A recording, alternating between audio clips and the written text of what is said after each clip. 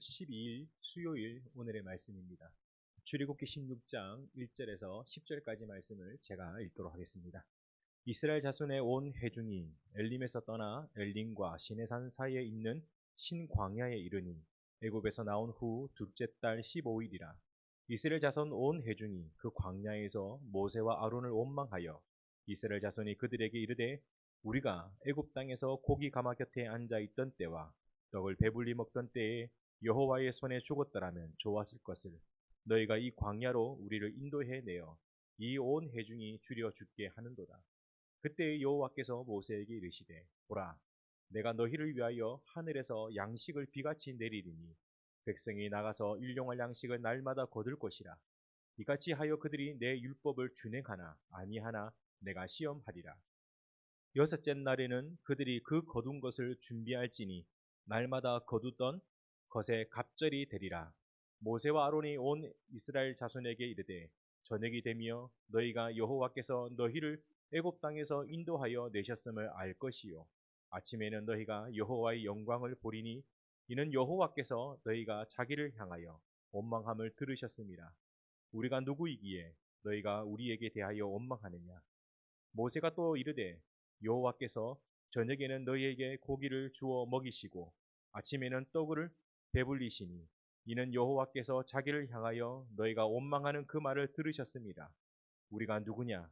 너희의 원망은 우리를 향하여 함이 아니요 여호와를 향하여 함이로다. 모세가 또 아론에게 이르되 이스라엘 자손의 온 회중에게 말하기를 여호와께서 가까이 나아오라.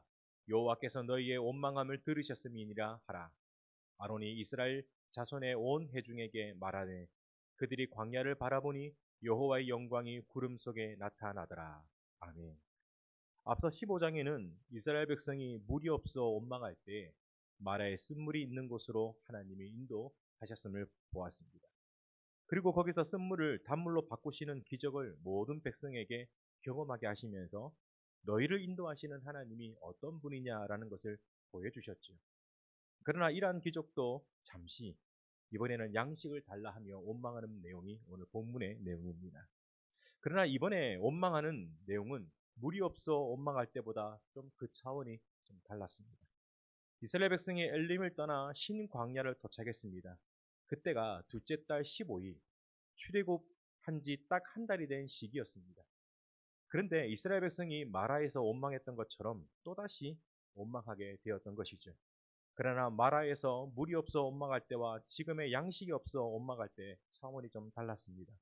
마라에서는 한정된 인원만 모세를 원망했던 것을 보았습니다.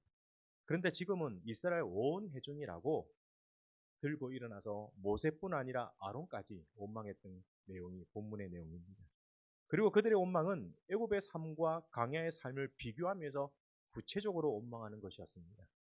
애굽에서 노예였지만은 그래도 고기와 떡을 먹을 수 있었다고 비교하면서 지금은 고기와 떡을 먹을 수 없다고 원망과 불평한 것이었습니다. 이러한 원망과 불평 모습 속에 우리는 두 가지의 특징을 찾아볼 수가 있습니다. 하나는 원망과 불평은 누룩처럼 번져간다라는 것이고, 그리고 두 번째는 원망과 불평은 가장을 만들어낸다라는 것입니다. 이스라엘 백성들이 애굽에서 노예로 고된 노동하며 살면서 고기와 떡 따위는 사실 없었습니다. 가마 곁에 고기는 더더욱 상상할 수 없는 모습이었습니다. 문제는 애굽에서 경험하지 못하는 상상들이 모든 이스라엘 백성들에게 전파되어 모든 백성들이 모세와 아론을 원망하게 되었던 것이죠. 원망과 불평 안에는 누룩처럼 번지게 하고 또 과장하게 만들어낸다라는 것입니다. 마치 창세기 3장에 사단이 아담과 하와를 속이는 모습과 동일해 보입니다. 동산 중앙에 있는 선악을 알게 하는 나무의 열매를 먹으면 죽지 않는다고 속였던 것이죠. 이에 아담과 하와는 하나님의 말씀보다는 사단의 속임수에 넘어가게 되었던 것입니다. 뿐만 아닙니다.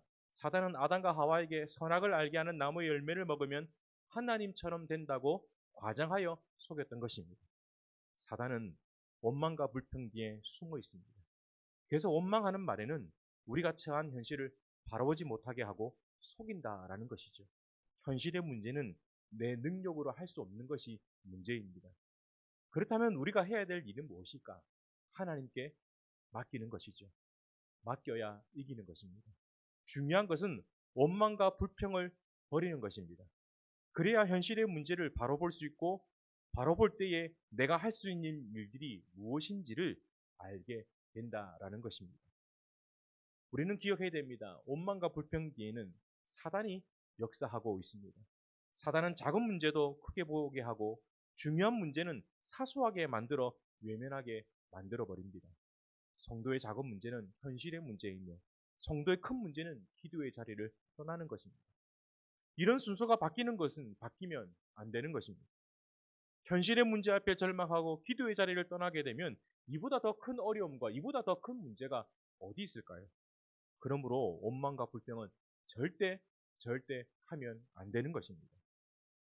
이에 하나님은 하늘에서 양식을 비같이 내릴 것이니 모든 백성에게 나가서 일용할 양식을 날마다 거두라고 이어 말씀을 하셨습니다. 우리가 믿는 하나님은 우리에게 일방적인 믿음을 요구하지 않습니다. 먼저 하나님의 신실하심을 오늘 우리에게 보여주시고 그의 합당한 믿음을 오늘 우리에게 요구를 하시는 것이죠. 하나님은 이스라엘 백성에게 양식을 약속하여 하시면서 그것을 지켜야 할 규례 또한도 주었습니다. 첫째 날부터 다섯째 날까지는 그날에 먹을 양식을 거두라고 말씀하셨고 그리고 여섯째 날에는 일곱째 날까지 갑절의 양식을 거두라고 이어 말씀을 해 주었습니다. 그리고 일곱째 날에는 그 거두었던 것을 먹으라고 규례로 정해진 것이죠. 이 말씀을 기억하고 매일 오늘의 양식을 거두어야 한다라는 것을 하나님께서 이스라엘 백성들에게 약속해 주었습니다. 그렇다면 하나님께서 이스라엘 백성들에게 이러한 규례의 약속을 정하신 이유가 무엇일까요? 두 가지라고 생각합니다. 먼저는 순종에 대한 훈련입니다. 성도에게서 말씀을 듣고 순종하는 것은 그것이 시작이자 마지막이 되어야 한다는 것입니다. 말씀을 믿고 시작한 우리는 말씀 앞에서 순종하는 자리로 나와야 하는 것이 성도의 참 모습일 것입니다. 말씀을 듣는 데만 익숙하면 안 됩니다. 말씀은 우리로 하여금 행하는 자리로 나아가야 한다고 가르치고 있습니다. 그래서 말씀 안에는 진리의 성령님이 항상 거주하시는 것입니다. 사랑하는 성도 여러분, 순종은 성도가 이 세상을 하나님 중심으로 살아가는 삶의 모든 것을 순종이라고 말하고 있습니다. 신앙과 세상은 결코 분리되어 말하지 않습니다. 세상 속에 그리스도인이 보이지 않는 빛과 소금의 역할을 감당하며 살아야 한다라는 것입니다. 그래서 우리는 이 세상 속에 그리스도인으로 부르심을 받게 되었던 것이죠. 우리는 우리의 신앙이 교회 안에서 머물러 있으면 안 됩니다. 우리의 순종은 반드시 교회 바깥에서 세상 속에 이루어져야 한다라는 것입니다. 먼저는 가정에서부터 시작하여 내게 주어진 삶의 자리까지 나가야 하는 것이 순종의 모습일 것입니다. 이러한 순종 없이는 온전한 구원도 없습니다. 야고보서 2장 20절에 내가 보거니와 믿음이 그 행함과 함께 일하고 행함으로 그 믿음이 온전하게 되었느니라. 여기서 온전하다라는 헬라어 텔레이오는 성취하다, 완전하다라는 뜻으로 말씀의 행함이 함께 따라올 때에 온전한 구원이 성취되어지고 이루어진다는 말씀을 하고 있습니다. 사랑하는 성도 여러분, 오늘 이 하루도 우리에게 주어지는 삶의 자리를 보이지 않는 선함을 나타내는 빛과 소금의 역할을 잘 감당하는 저와 여러분이 되었으면 좋겠습니다. 그래야 이 하루가 또 하루가 연결이 되어서 오늘 우리의 구원을 이루게 되어지는 것이거든요. 그리고 두 번째 규례는 안식을 가르치신 것입니다. 안식일이 무엇이냐라는 것이죠. 하루하루 오늘의 양식을 거두어 먹되 제6일에는 7일까지 거두어라고 말씀을 하신 것입니다. 왜냐하면 제7일은 모든 노동을 쉬고 주님이 주신 은혜를 맛보는 안식일이 때문입니다. 그래서 신약에는 예수님 자신을 설명할 때 일용할 양식이라고 말씀해 주었습니다. 요한복음 6장 35절에 예수께서 이르시되 나는 생명의 떡이니 내게 오는 자는 결코 줄이지 아니할 터이요 나를 믿는 자는 영원히 목마르지 아니하리라. 예수님 자신이 생명의 떡이 되어 오늘 우리에게 안식일을 설명하신 것입니다. 안식일의 주인은 우리가 아니라 주님이십니다. 안식일의 목적은 생명의 양식이 되신 주님께 예배하고 그 주님이 주신 말씀을 듣고 순종하는 자리에 나아가는 것입니다. 이러한 것이 안식일의 주가 되지 않으면 아무리 안식일을 안 빠지고 지킨다 할지라도 우리는 바리새인처럼 외식하는 사람이 되어 버릴 것입니다. 안식일의 주인은 내가 아니라 주님이십니다. 주님이 기뻐 받기 위해 오늘 우리가 이 땅에 생존하는 이유가 무엇인지를 우리는 깨달아야 합니다. 그래서 성도에게 안식일은 생명과도 같은 존재입니다. 내가 누구인지, 내가 믿는 하나님이 어떤 분인지, 그리고 내가 이 땅을 어떻게 살아야 하는지를 이 안식일, 주일 성수를 통해서 배우는 것이죠. 사랑하는 성도 여러분, 주일 성수의 의미를 알고 잘 지키는 우리가 되었으면 좋겠습니다. 주일 성수를 드렸다고 해서 다 되는 것이 아닙니다. 주일 성수는 마트에서 마치 포인트를 적립하듯 하나님께 이 정도 했으니 하나님 너에게 이 정도 해줘야죠 라는 포인트 만기를 찾아 먹듯이 해서는 안 된다라는 것입니다. 주일 성수는 성도의 생명이자 성도가 이 땅을 살아가는 삶의 이유인 것입니다. 사랑하는 성도 여러분, 오늘 이 하루도 열심히 주어지는 자리에서 최선을 다하여 살아가시길 바랍니다. 그리고 주일 예배로 충전하십시오. 하나님이 새 힘을 부어주실 것입니다. 성도의 삶은 결코 특별하지 않습니다. 주어진 삶을 최선을 다해 살고 주일 예배로 섬김으로 내가 누구인지, 내가 믿는 하나님이 어떤 분인지, 내가 어떻게 이 세상을 살아가야 되는지 다시 한번 그 방향을 점검하는 것이 주일 성소의 참 의미일 것입니다. 그래서 예수님은 내가 생명의 떡이다라고 말씀을 하신 것이죠. 오늘의 말씀도 이와 같이 않을까요? 매일매일 주시는 이 오늘의 양식을 듣고 믿고 의지하면서 오늘 이 하루 내가 무엇을 어떻게 살아가야 되는지 다시 한번 발견하는 이 하루가 되었으면 좋겠습니다. 기도하겠습니다. 하나님 아버지, 오늘 이 하루도 하나님의 말씀을 의지하여 살아갈 것입니다. 내게 주신 하나님의 말씀을 붙들고 살아갈 것입니다.